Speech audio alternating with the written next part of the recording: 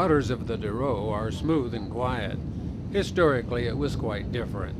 In the 1980s, a series of 5 dams were constructed on the Portuguese Douro for flood control and the generation of electricity for hydroelectric power. The planners had the foresight to include locks in these dams to enable navigation right across the breadth of Portugal and into Spain. The once fast-flowing river is now a series of 5 tranquil lakes with spectacular scenery.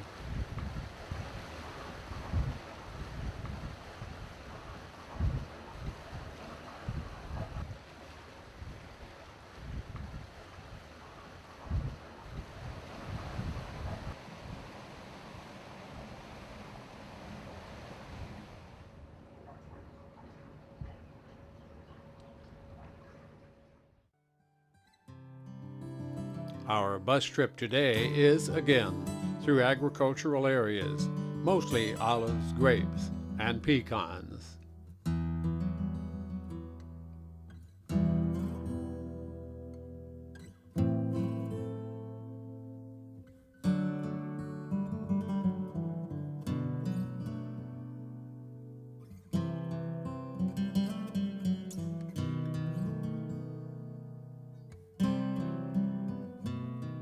Our first stop is at the town hall of the small city of Figueira de Castelo Rodrigo. The area's greatest pride is inside, where historic azulejos line the walls.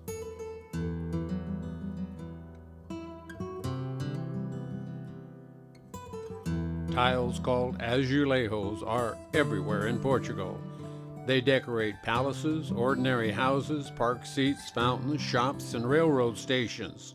They often portray scenes from the history of the country, showing its most spectacular sights.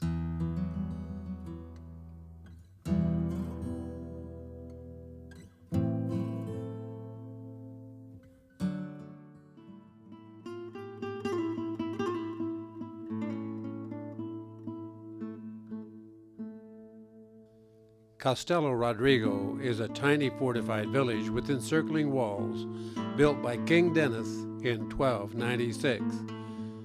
It offers spectacular views overlooking agriculture and neighboring towns virtually in every direction, eastward to Spain and northwards to the Douro Valley.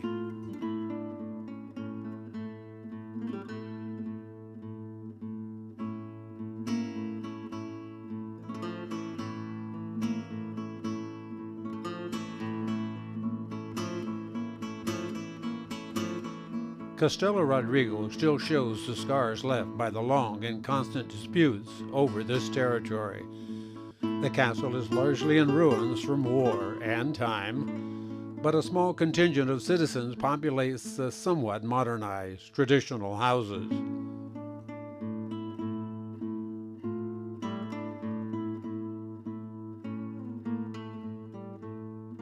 Dogs snooze in walkways lined with flowers and vines. Young children learn the vagaries of uneven cobblestone streets.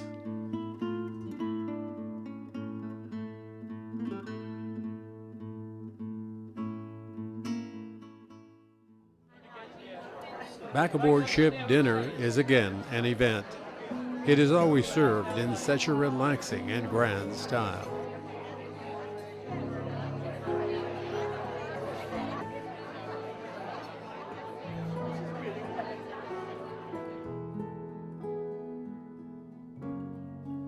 Following dinner and dessert tonight, we'll be enjoying some very traditional Portuguese Fado music.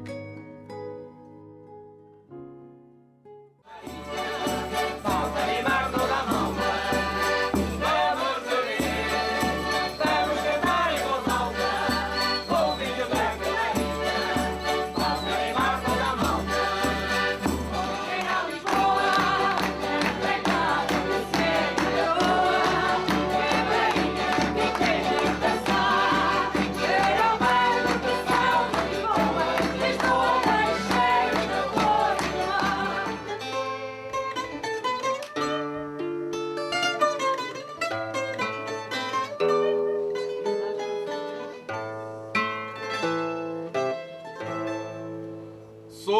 sonhar contigo, oh Coimbra, com teu luar e balada. Oh, roseira, rosinha, roseira do meu jardim. Oh, roseira, rosinha, roseira do meu jardim. Se de rosa gostas tanto, porque não gostas de mim? Se de rosas gostas tanto, porque não gostas de mim? The bus trip to Salamanca is across farmlands of Spain. Salamanca, Spain stands above the north bank of the Tormes River. It was founded by the Celts. Built of sandstone, which has turned golden over the centuries. In fact, it is nicknamed the Golden City. The Plaza Mayor was designed in 1729 and is the gathering spot for the entire city. It is known as the city's living room. It is a place to meet friends or stop for coffee and a snack or even a full meal. Storks in nesting season are common in central and southern Spain and Portugal. Salamanca's high buildings and towers are safe abodes, and the rent is reasonable.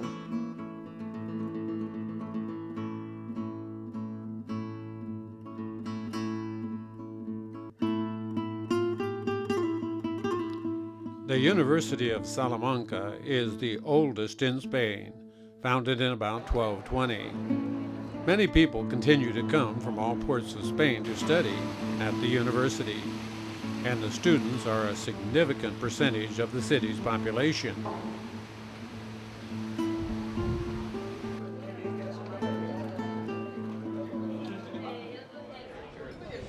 Lunch is served in an elegant setting with traditional paella. 3 choices of vegetarian, chicken, or seafood, each delicious, and then on to explore some more.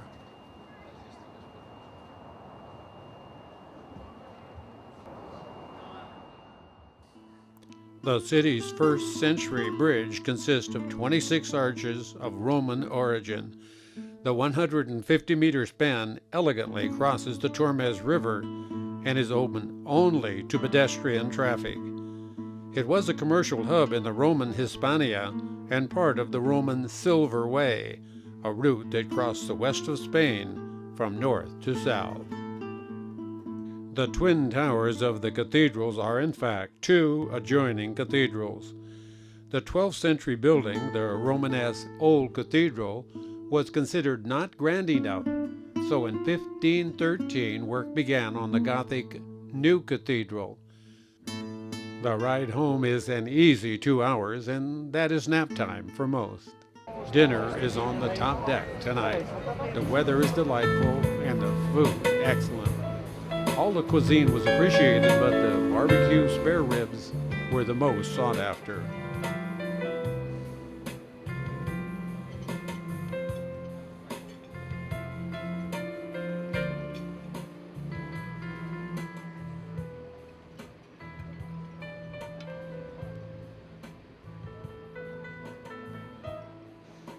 After dinner, Spanish flamenco dancers perform.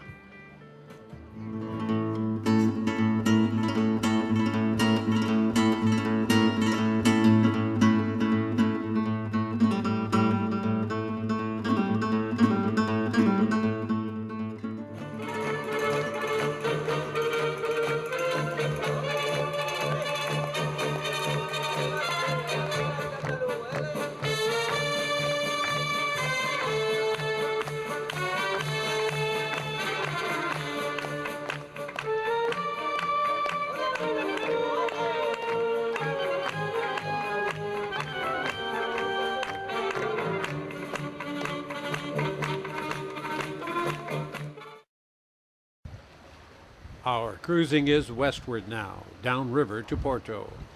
We'll have some stops, but a good bit more time on deck to enjoy the sights. This famous port wine area has been tilled for hundreds of years. Miles of terraced vineyards, olive trees, and whitewashed homes are garden-like in their tidy appearance.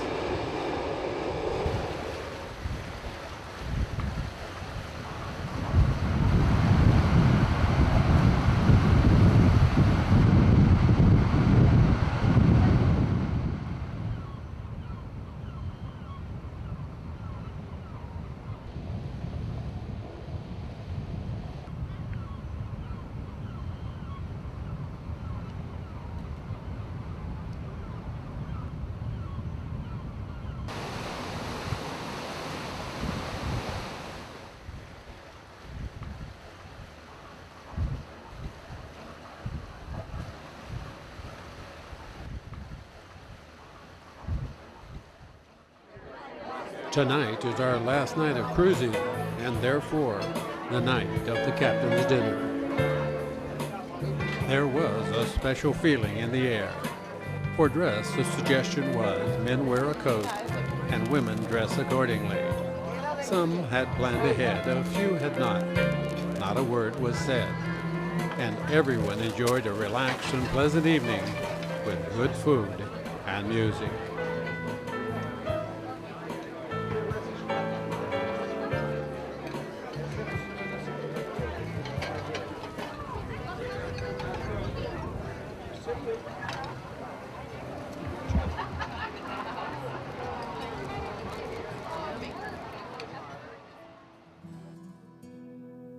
Five bridges cross the Douro River in the Porto city area.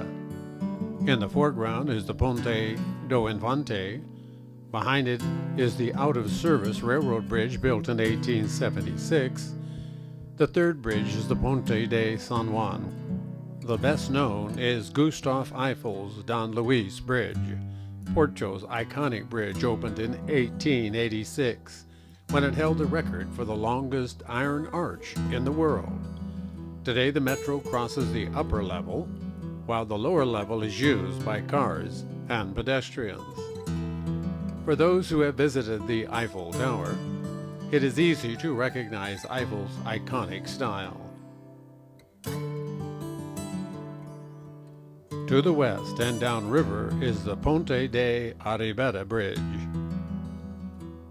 Most locals feel that this is also the most impressive bridge, the most useful, and the most appreciated. And the difference it made in traffic flow has been a well-received blessing. It also holds a world record with the world's longest reinforced concrete arch. The bay is large but heavily silted in at the mouth or entrance, restricting large ships from entering. Our ship's location among the activities of this very active fishing port provides opportunities to look about and explore. Repairing nets is a daily must. A simple tear can quickly develop into a major problem, and so must be repaired carefully. Fishing is a major economic activity in Portugal. The country has a long tradition in this sector and is among the countries in the world with the highest fish consumption per capita. The main fish here are sardines, cod, corvina, and carapau. Cooking the whole fish for meals is a Portuguese tradition.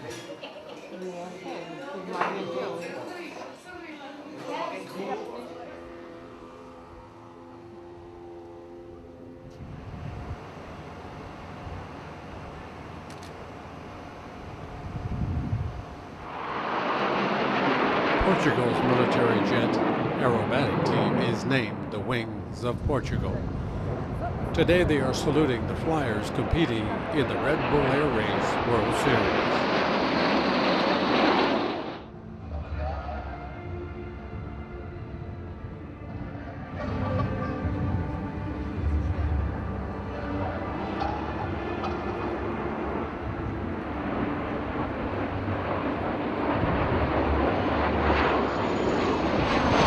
This event can best be compared to NASCAR racing. Daring young men living on the edge, using their considerable talent to complete a challenging course against international class competitors.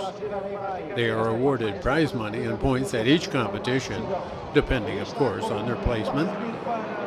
The planes are small, sturdy, and highly maneuverable. Here at Porto, the course is laid out over a curving river between high banks and restricting bridges on each end. It's a challenge, and today only 10 of the best have qualified. The planes must pass through the pylons with their wings level, perform a 360-degree loop, and return downriver after passing through the A pylons the second time. This is our champion today. His loop is tight, his wings are straight as he passed through the pylons on his way to victory. Okay, now it's the home straight commando. Put the nose down, bleed out every piece of horsepower you can. And it's nice and smooth through. Porto's quayside is named the Cais da Riviera and borders the old town section of the city. Markets and small cafes share space with brightly tiled houses. Throughout Portugal, red clay roof tiles give towns and villages a distinctive skyline. The most traditional and widely used is the tubular tiles. The half-cylindrical tiles are placed in two layers. The first is placed with the concave side up, and the second with the concave facing down, covering the seams on the first tile.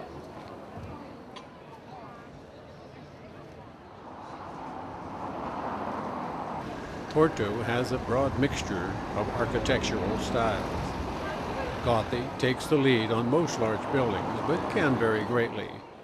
Apartment areas feature Romanesque, late Gothic, Baroque, and Rococo additions. The streets are clean and open. Azulejos are on most every street and sometimes add considerable color.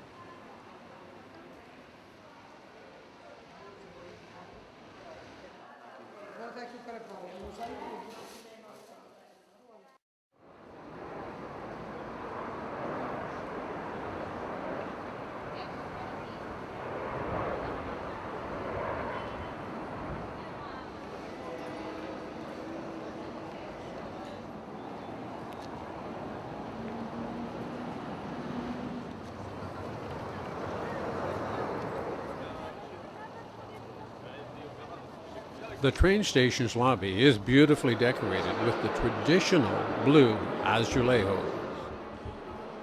The station is very popular and well used by locals.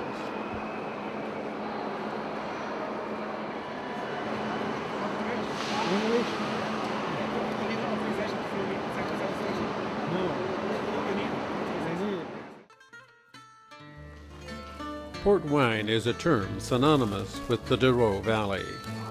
Port wine comes only from a demarcated region of the upper Douro Valley, stretching about 62 miles to the Spanish border. The discovery of port dates from the 17th century, when British merchants added brandy to the wine to prevent it souring in transit back to England. They found that the stronger and sweeter the wine, the better flavor it acquired. Port wine was born. Real Campanero is one of the oldest and more traditional wineries. When the wine comes by the trucks today to age at the beginning of each spring, the minimum of aging is 3 years by the book. Okay, 3 years. To finish here. Visiting here is a good chance to taste and find your favorite.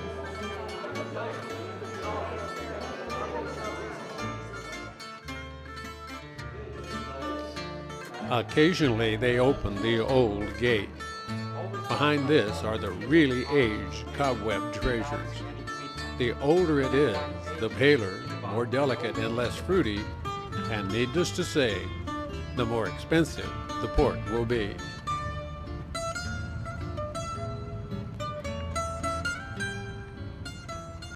After our wine aperitif, a wonderful lunch at everyone's favorite, the Majestic Restaurant.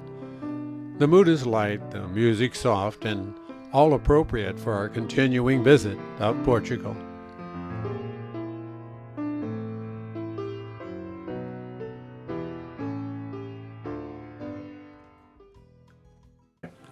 You'll see all of this and more on an AmaWaterways river cruise.